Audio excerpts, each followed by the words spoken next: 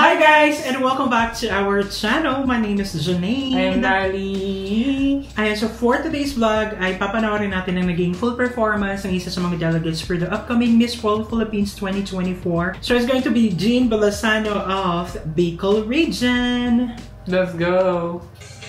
Isabel Balasano from the land of Aragon, Bicol Region. Very sweet and sweet face. Yung vibe talaga na para Valencia, it gives me that kind of vibe. Fresh, young. Yung parang kaibigan mo na pwede mong dalhin kahit saan. Kasi ano lang siya. Sige, tara. I love it. Wow. Ganda, no?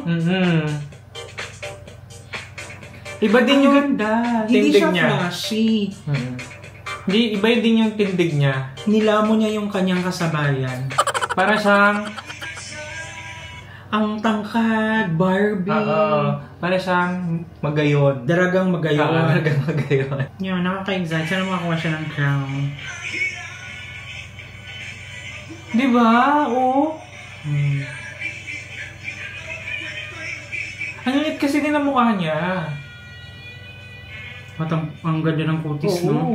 Pang hair. Kahit na hindi pa ganun ka, may mga konting fat siya. Pero okay lang kasi di nakadagdag dun sa image na wala, baby pa, fresh. Baby pa? Baby pa. Maganda yung hair, hindi siya ganun ka-bulky, sakto lang, clean lang tignan yung straight na ganun. And yung kanyang walk, hindi siya gigil, sakto lang din.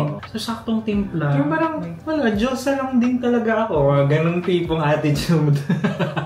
Wala yung hindi na, may pagkakaila. Ay, so ganun din ba sa'yo? So, nakakatuwa naman yung kanyang performance and gustong-gusto ko yung yung dun sa bandang dress ba yung tawag dun, beach dress, ganyan na. Ang na kasi hindi flashy yung color.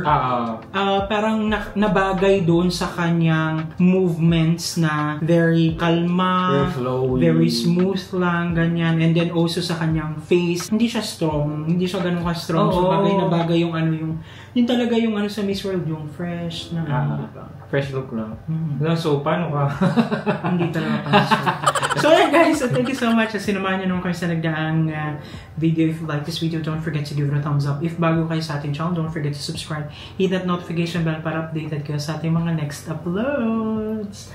Ayan guys, thank you so much for watching our videos. We have a lot of videos done and we have a lot of videos coming. So, keep watching us. See you in the next video. Bye!